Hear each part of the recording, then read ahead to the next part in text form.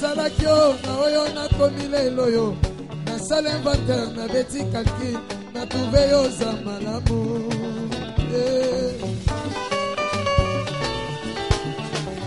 Dose. Nazalaki nani, lelo nazanani. Nazalaki wapi, lelo naza wapi. Elo kwa pamba ebwaka makina fulwe. Moto ya zanga kitina liboso ya miso ya bato. Moto ya zanga kiforme liboso ya fami. Nazanga kitina liboso ya bandeko na ngai. Nazanga kivalele liboso ya fami. Tala mokolo na botamaki ezalaki na 23h na minuit. Kuna na mboka Mbujimayi. Mama na ngai na âge à 13 ans.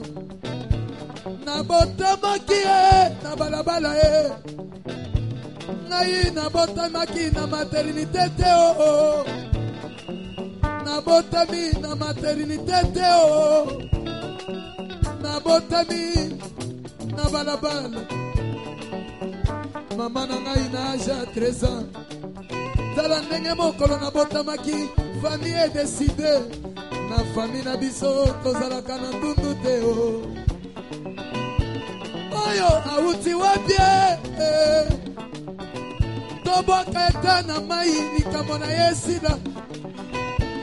Tobwaka ete na mai likambo na ye sila Tala ndenge nzamba basilo mazocha makanisi ya bien na kati ya mama na ngai.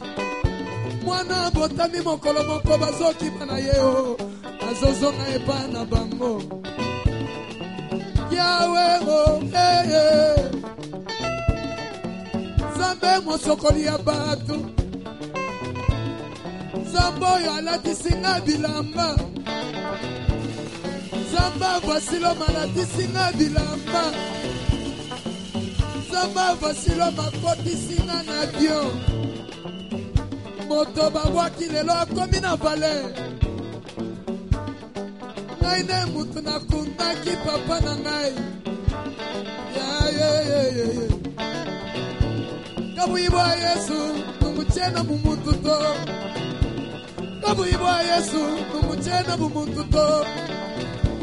Muntu mubena muchota. Wana chivalere lelu kumiswa bantu ezambiwa. Muto muzambi aba mungosha maye Muto muzambi mungaba mungosha maye Lelo bilimu manyika bulaba bushimeba na betu waya. Lelo bilimu manyika bulaba bushimeba na betu waya. Mwaba uji basilo mu manyika bilimu manyika mwaba. Ajibatela basilo mu ajibatela biliye. Muntu mubenga lelo anga chibalera kumesi wa bantu. Mutombo anyi twasagidila tatu. Mutombo wakabwika twasagidila tatu. Mutombo ujini zambi chowesha bantu mai. Mutombo ujini zambi chowesha bantu mai. Zambi wa mutombo mungweza muchoweje. Zambi wa mutombo mungweza muchoweje. Zambi wa mutombo lelu mabweje mundeka wa butukwe. Zambi wa kalembelembe mungweza muchoweje. Lelu mulaji wa kuchitanda nema ngayechi nzubu. Zambi wa mutombo wampeshi nzubu. Lelu wampeshi bioso 2018 zambi wa mutombo nyumpeshe mugezi 2018 nakobale 2018 nakobale namba basilome azoba lisanai 2018 nazokende Canada 2018 nazokende Canada lobi nazokende Afrique du Sud. Yango patience na vie efutaka. Patience efutaka papa. Patience na vie efutaka.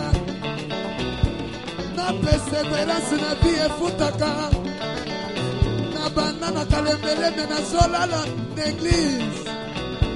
Eloma na nzamba voici l'homme apesinga bisika ya kolala. Zama voici le masali et bini ayeba du monde entier.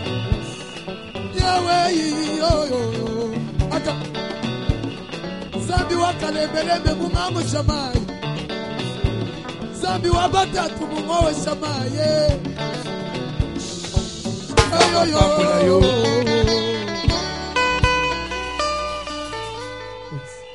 Fanda papa nzamba pambola yo. Fanda toleka na matei. Dieu est bon. Je me souviens, jour à Bosso, Bajise, Bayena Bili, pour les Kabeta, tu es obligé, tu look à moi et l'amba pour aller pour aller à Bosso. Dieu existe.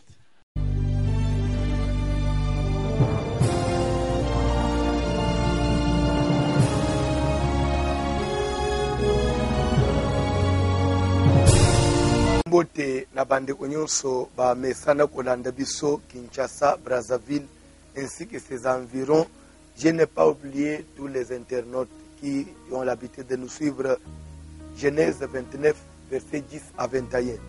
Toujours n'oubliez pas sur le renversement des hôtels dans le grand thème trafic des esprits. Toujours le renversement des hôtels de coutume, hôtels de famille, précisément hôtels de coutume. Toujours mona dans Genèse 29, verset 10 à 21, comment est-ce que Jacob a Rachel, qui était fille de son oncle, puis oncle Libala. Jacob a travaillé 7 ans. Et comme il a oncle a manœuvre. Jacob a télémé l'oncle, donne-moi ma femme, car mon temps est accompli, j'irai vers elle. Oncle a sali se fait, et comme il a boutu, au leba même Rachel et pas ya. Mubali bazomema grande sœur Rachel bazomema Léa na tongo mubali azosituka tuna atala boy mwasi mususu akitele bokilo. Qu'est-ce que tu m'as fait? Pourquoi m'as-tu trompé? N'est-ce pas pour Rachel que j'ai travaillé chez toi? Donc la lobby, ce n'est point la coutume en ce lieu de donner la cadette avant l'aîné. Mais pourquoi tu m'avais laissé faire pendant 7 ans? Ça veut dire quoi? Dans la coutume, dans la tradition, on peut te laisser évoluer, on peut te laisser étudier, on peut te laisser même te marier. On peut te laisser même avoir même une promotion dans les affaires au mati. Au comité à un certain niveau, après tradition, il est réclamé. Batik Rachel, la seule fiancée, était 7 ans. Jour à Souka, tradition est réclamée. N'oubliez pas, derrière la tradition, les Rachel, les Lingalandre, pourquoi papa ne soit compliqué? Est-ce que c'est seulement coutume? Est-ce que coutume est ordinaire? Est-ce que c'est habitude à Pamba Yabato? Ou bien derrière ça, il y a une force. Moussous, Yamounine, Rachel découvrira et son papa avait Bikekonaya, c'est que coutume, il a renforcé la bunga. C'est pourquoi même papa était contraint à tout ça. Bien aimé, derrière la coutume, il y a la sorcellerie, il y a des fétiches, il y a les ténèbres. C'est pourquoi nous parlons du renversement des hôtels. Bien aimé, tant que l'hôtel n'est pas renversé, au combat, au kosala sukinina, toke libala, au kebot, lobilo, lelo na uchi oyamba, de kumokwawa, na kalembele barifule hier, à lobi à Zana, Belgique, à Oumeli, à Bala Belge, à Botana Moine, Belge, à Kamwe, pendant que Bazo Saraba démarche pour y pas au Mukanda, à l'Okotier, vendredi, lobi samedi, à Bokiena, Inchas, à Zan église Wana, même si on fait des athées, ou Taumela na Poto Bande. Voilà comment Abandi Websanga, papa famille, et Zaka Boy, la Kepoto, Lukamukanda problème. La matin, et l'autre aussi, je me retrouve à Inchassa et l'autre côté. Dans le comment coutume agir, c'est pourquoi semaine renversement, na renversement.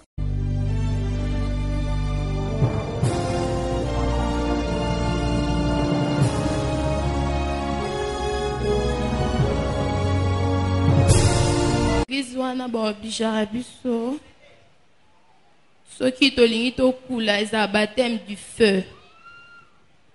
Soki tokuli tolata chaînette.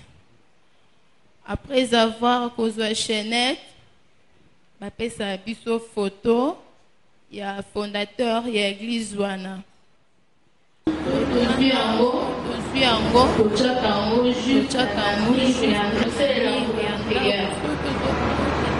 À part ça, tozalaki mpe wana photo wana tosalela yango baprière. À part ça, tozalaki mpe na bafiche moko tobandaki kokoma bakombo ya ancêtre bato bakufa. Donc bakombo ata ya église wana baobligera biso soki tolingi tokula eza baptême du feu.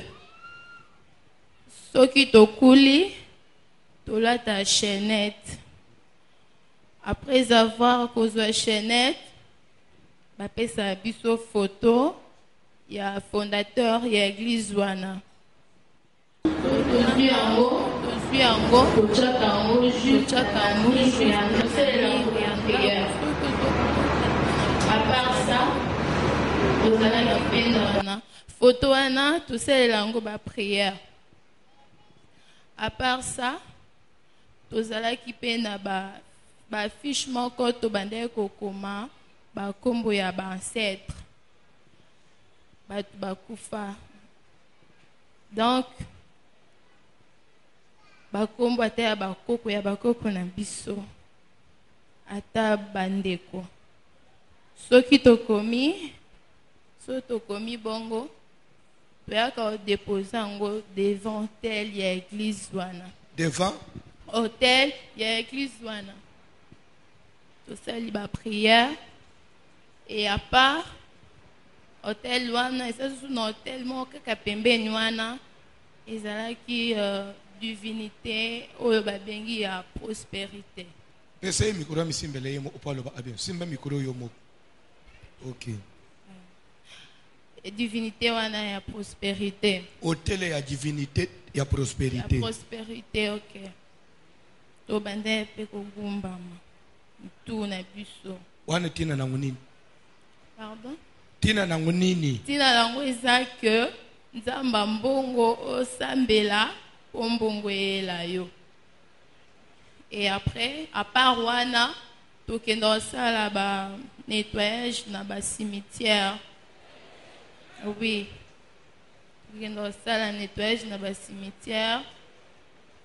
Bon, ba commanda ya biso balobaka so tokomi na ba période moko ya culte ya bancêtre. Batinda biso non boke non ko nettoyer ba tombe ya bandeko na bino. Tokokende tosali et après tant tosili si tozongi na église jour ekolanda tokesi ko église mobimba. Tokesi ko kosala ya bato oyo toyebi te tozosala. Et après tozongi na église to célébrer culte ya bancêtre. Nde toye kofanda des années kosalela nzambe kaka na âge bakotisa biso na âge ya mokie vraiment ba partir à 11 à 12 ans je crois. Donc vignon sont passés qu'on a. Oui. Si église wana tofandi des années changement à la raté. Si papa na biso pe dans ezaki famille mobimba bakotisa biso croyant que eza bonzambe mais eza bonzambe te. To bandeka ko pratiquer makambo kuna ti ba nezolekana.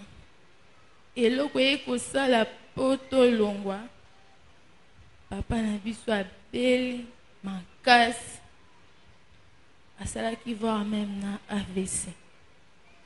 Et pourtant asalaki responsable ya église wana. Famille kotala comme église wana papa na bino azotombe AVC azokoma malade chaque jour.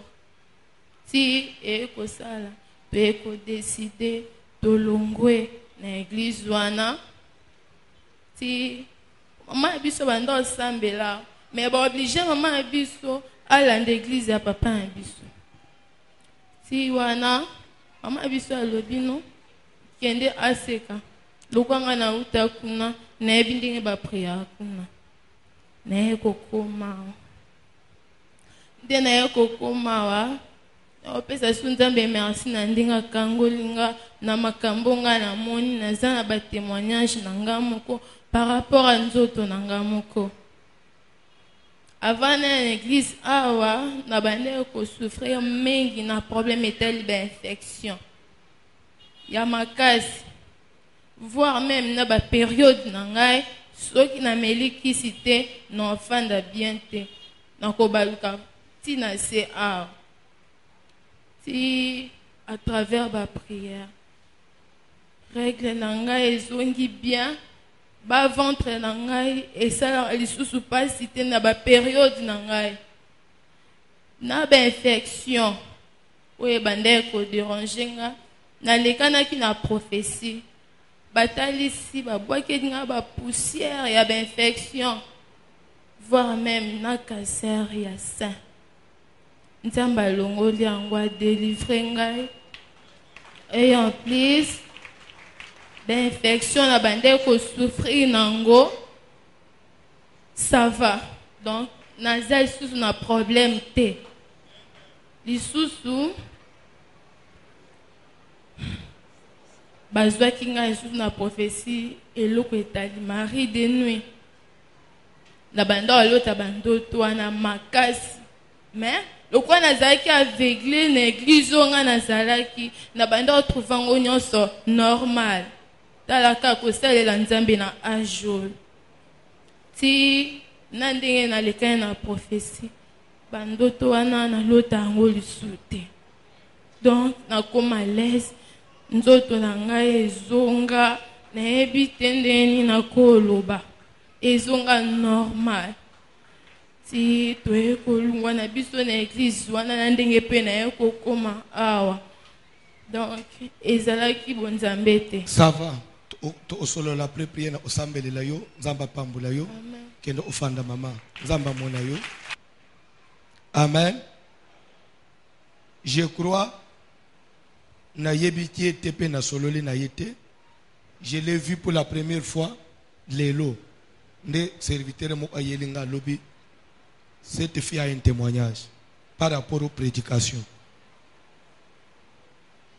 na yebisaka batu ke soki to lobi na banda kolekisa bakambu nyonso nazosola na batu bazobika loboko na nzambe na église oyo na koteya lisusu te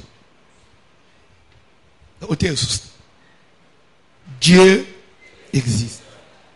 Est-ce que mutu alungu esko na biloko wana yoka na niveau makam aya fandika en église akomi nouvelle créature musana moko ko salema te renversement des hôtels pluriel c'est le grand thème na kati ya trafic des esprits parce que qui dit hôtel parle des esprits ko bimandi bandate na kati ya trafic des esprits c'est le grand thème enseignement.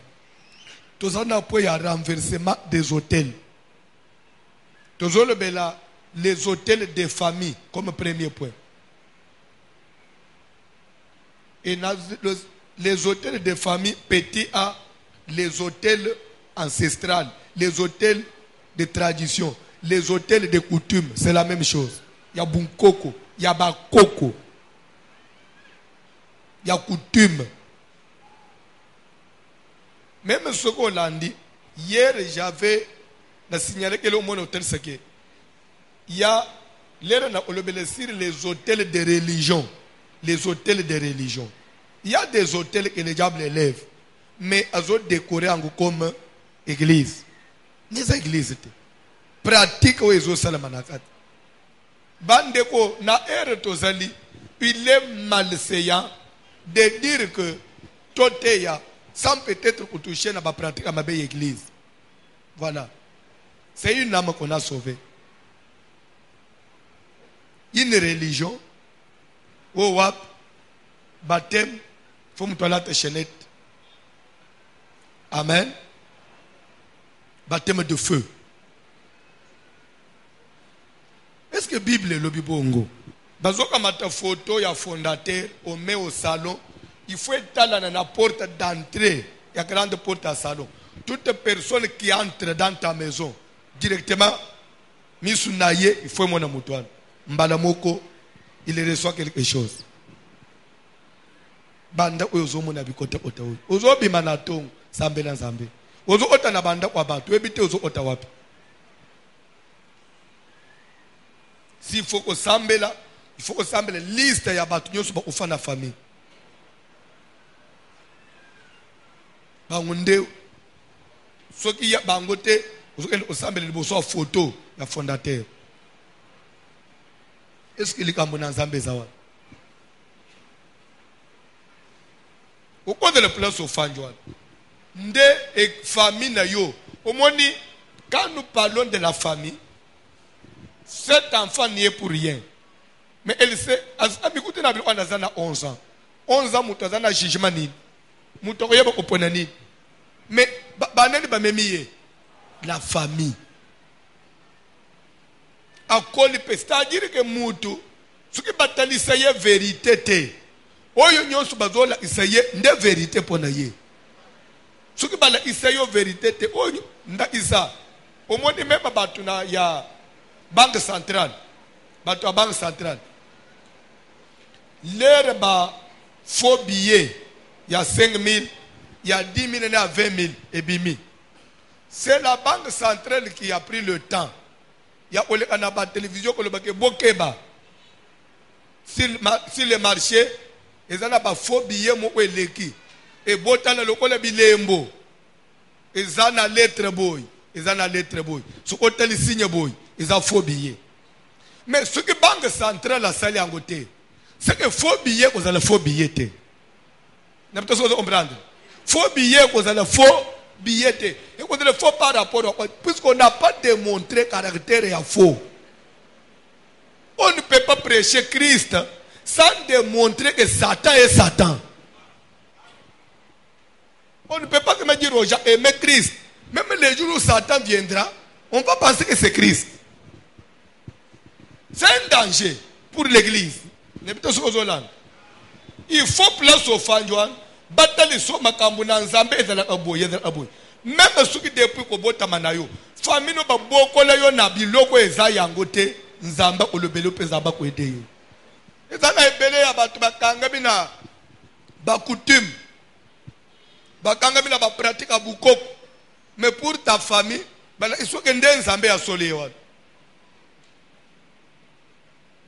Il faut qu'on vénère les morts. Il faut que dans le cimetière. D'abord, il y a un jour dans le cimetière, il y a des membres de la famille. Journée mobile, culte, prière à jour, il y a un cimetière, il y a un cimetière au Bongis. Deuxième culte, les personnes inconnues. Journée mobile, binonyo segle ndenga tozaliao. Je me suis tozana mbensek. Tosukola abamalita. Ponini tozo vie fungwama. Banani baza ana malita. Malita da isika ya Nzambe te. Marc chapitre 5, rapidement. Ils arrivèrent à l'autre bord de la mer, Bakomaki na ngambu mususu ya ebale. dans le pays des Gadaréniens. Na mboka ya Gadarénien. Aussitôt que Jésus fut hors de la barque, Na tangu Jésus abimi na bwatu. il vint au-devant de lui un homme Mutu moko ayeli boso ya Jésus. sortant des sépulcres, Azouta na malita. Lobana no malita. Quelqu'un qui venait des sépulcres allait devant Jésus et l'homme était comment?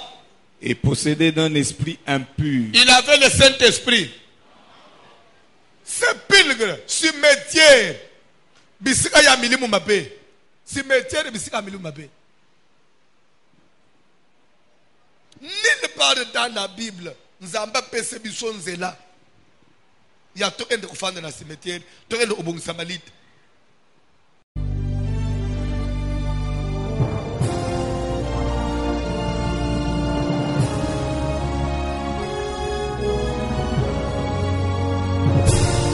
Dimanche, c'est un culte vraiment extraordinaire où chacun de nous a senti la présence du Seigneur parmi nous. Et le pasteur François Saint, c'est un don pour l'Église. C'est un cadeau que Dieu nous a légué pour nous permettre de mieux comprendre le Seigneur Jésus, marcher dans ce voie afin que plus tard, nous puissions vraiment vivre tel que le bon Dieu l'a voulu, là dans les cieux, et maintenant sur terre, que nous puissions consommer la bonté, la grande de la miséricorde du Seigneur, et c'est au travers l'enseignement qui nous est donné par le pasteur François. Il nous a rendu d'énormes services. Nous ne savions pas que nous étions sous la condamnation, n'est-ce pas, de nos parents, des églises que nous avons fréquentées, et même des habitudes acquises depuis l'enfance. Et maintenant, avec cet enseignement, nous avons acquis la lumière et nous savons maintenant comment nous y prendre afin que nous puissions jouir totalement des bénédictions que le bon Dieu dont le bon Dieu nous a couverts en entier. Et nous devons, si pas l'encadrer, mais alors le protéger afin que nous puissions aller de l'avant avec lui pour le bien de l'Église, le bien du Congo, de la RDC et du monde entier. Merci. Nazo retenir penze belé matin pasteur François Mutombozo suanga makasi soso natali pe encore uta na ba famille to uti ngelo na osi maminga za ba hotel ba famille na biso etombola na yeba kité na comprendre mambo belé penza partie ya famille na biso donc essayer encore to kota na bozindo to luka délivrance à part wana tombo su hotel ba église ba religion ba église mingi to mi koti ça. En tout cas, vraiment, été inga makasi. Tata kuna besoin vraiment luka jour moko to sola na yenga pe na makambo na yebise e ko pe contribuer na bate yao. Te yao wa pe de sunga biso vraiment et c'est baksa ba plus. Mais biso ba pe to yeba kite. Mais na koyoka ba mate yao ba connaissance c'est baksa mama ile de fongwa matuka nzamba zo zo. Ni makambo belé d'abord ngai nde na saboye. Na sala nzambe ke pas na zalaka servant na sala biloko mususu ka ndenge passer to pas exemple là Moïse zo ba getang na zalaki mona mukie na bana lokwa mukie tant na koli ba ki connaissance donc o sala nga ma grâce sala nzamba sala nga grâce ya ko bakse un plus ya ko kolisa ba mayele ya ko sunga nga vraiment to kana sunga mi makasi nga vraiment personnellement na sunga mi merci to e bakate ezala l'église mususu to kotaka ba cérémonie mo ba sala ka biso to mona ka ngo ezalaka malamu. Or ezalaka malamu te à travers l'enseignement na ye tozi su makamu ya minene efungoli biso su makamu minene donc oyo biso toyebaka te na vie na biso en tout cas Nzambe asali biso grâce toyebi na kozwa yango ngai na se retrouver même meza na l'église mususu tokotaka l'église mususu tokotaka otiki mapapa libanda l'église mususu tokotaka toyebaka ke kosambela Dieu le Père, le Fils et le Saint-Esprit. Or toyebi ke Nzambe azaka obele moko. Bayebi ke mutu o azana fils azana Nzambe. Toyeba ke tango to otambela to sambela le Dieu le Père. Donc to sambela le Dieu le Père, le Fils, le Saint-Esprit. To mona ke lokwa zaki baza batu misatu. Toyeba ki yango lokwa le Trinité, mais toyeba ki nzoka tango na ba enseignement o toyeba ke Nzambe aza obele moko, o azana Nzambe de andibi Dieu. Nzamba solo eza oyo biso toye koliko efa fasa beaucoup. Révélation à boye ba oyo ba mona ngo na musika ba ya. Ba kozala édifier, mabota na bango ekofungwama, misala na bango ekofungwama, makama minene eza awa. Eza vraiment ouvert, porte eza ouvert pona mutu nyonso. O asengeli aya a vivre, aya na libota na ya na mobali na ina bana na ya kofungwama, misala na ye kofungwama, famille na ye kofungwama. Makama minene Nzamba kosala eza kati na église obaya ebele baya. Tozozela bango biso pe toyeba kite tango toye totie makolo na biso na aseka kalembelembe Nzamba asali biso amine pas on continuer kosala même na mabota même na misala na biso. Pour Nangai tirer vraiment attention et puis zongi singai vraiment pour les capes na ba biamba moi ebele to mona penza makambo oyo vraiment pasteur aiko lakisa ke tozala na kati ya mabebele neti ngai vraiment na tamboli mwa mingi na kati ya biamba ebele na Congo mobimba.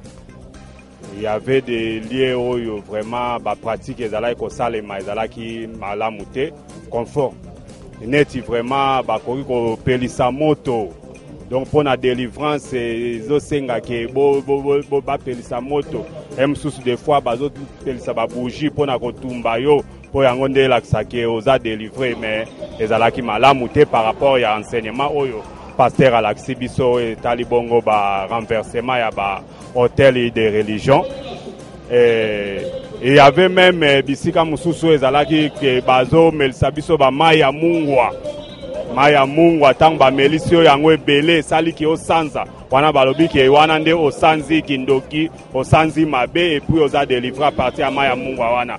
Or na par rapport ya enseignement oyo tozali kozwa mikolo oyo elakisi biso ke nyonso wana ezalaki na kati ya mabe, alakisi biso pe ke no esengeli na biso toyeba vraiment Jésus Christ de Nazareth, le Christ, le Dieu véritable oyo yende à partir na yende tokoyeba bongo kozwa lisiko ya masumu pe tokoyeba bongo ko hériter bomo ya seko. Vraiment naza vraiment édifié makasi par rapport à l'enseignement papa François Mutombo Azoteya. Vraiment je suis ici il y a peu mais vraiment ifungolinga makambo ebele katikati na etonga oyo. Asante kwa kunipa sauti. Mahubiri ya leo pastor anaendelesha kuishi mahotel ya religion. Mon grand thème est tout trafic des esprits na renversement ya mahotel. Donc pasteur anetuambia sema kuko bintu bingine bile tulianza kufanya shi tulianza kuzani asema ni kweli lakini ni bongo. Kwa mfano mina beba sala balianza kutuambia ya kusala kwa jina la Baba na la Mwana na la Roho Mtakatifu. Ba Mungu abana batatu, Mungu eko paka Mungu moya. Tulisoma mu 1 Jean minasabu chapitre banasema le véritable 1 Jean 5 le véritable ni paka Bwana Yesu. Tena pasteur alitonesha ile kipande kia Biblia inasema juu ya Marie. Wakati Ange Gabriel alikuyaka, Mungu alimutumaka kwa Marie. Alifika na mkuta Marie anamulamukia salamu Maria. Me tunashanga ile salamu ilikuwa ni neno Ange anamupepacha Maria, me tunashanga bantu bengine banaigeuza inakuwa sala. Na kuamkia mama Maria. Haina sala hata. No, ma religion ya bongo ile. Na mambo ingine ya Sainte Seine bananjika pendant le soir. Donc Sainte Seine banaifanyaka ni bushiku. Hapana mujua. Tulikuwa mu maeglise ya mingi tuko na kuria Sainte Seine, pasteur alisema tufanye repentance kupita na ile vitendo vyote tulifanya, ndio kidogo mine mipachia. Asante. Je crois que tozali ko retenir ezali d'abord dans nos profondeur et enseignement où ils ont révélé biso certaines pratiques, certaines cérémonies faites dans notre absence et na lisungi ya mulimo santo au travers l'homme de Dieu na onzambe atikati na ye. Nous comprenons que dans ma famille touta il y a certaines pratiques et certaines cérémonies salement où ils allaient ériger en hôtel et qu'ils ont réclamé ma vie à bateau et que ceux qui ont socialité, malgré la grâce que Dieu peut te faire à un certain niveau, au commun qui est pourquoi? Parce qu'il y a certains sous-bassements, fondations où tu as la famille, où abimela. Oya motu ya nazwi ezaka kazo la kisabiso lolenge nini ba alliance salama na molili na nzela ba hotel sikwa zo la kisandenge ni tokoki ko renverser ba hotel wana o ba centre na biso basala ezali témoignage pona ko éviter ka ba bitumba mais témoignage ezali pe afungoli biso makambo ebele. Pater François vraiment na nzela na ye nde toyebi makambo ebele toyebaka yango te mais molimo mosanto bakisele tutu ebele apese su intelligence pe sagesse ya bana ko enseigne ka biso tango nyonso.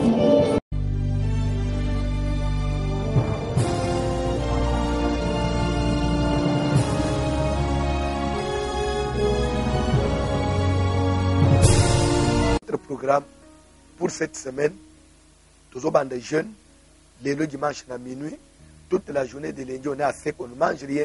Après 21h, tous les bureaux oignons sont.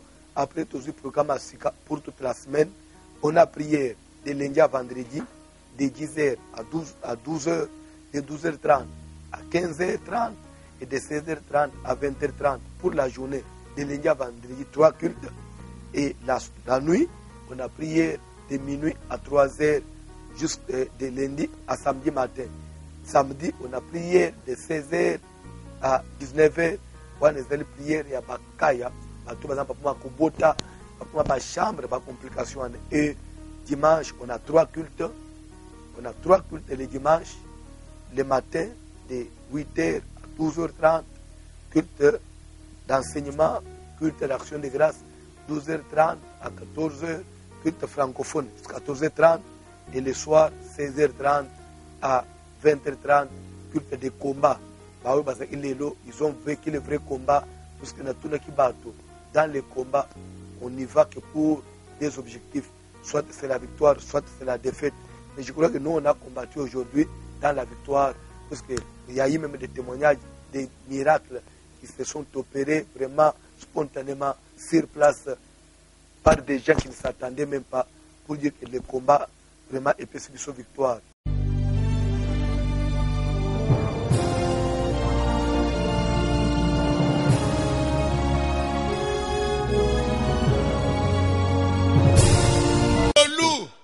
Pekimia epesamele bino nyonso bokolanda ngai na liteyo de la part de notre Seigneur Jésus-Christ.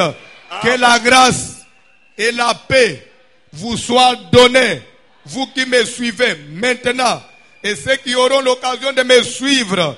Je répète, que la grâce et la paix vous soient données de la part de notre Seigneur Jésus-Christ.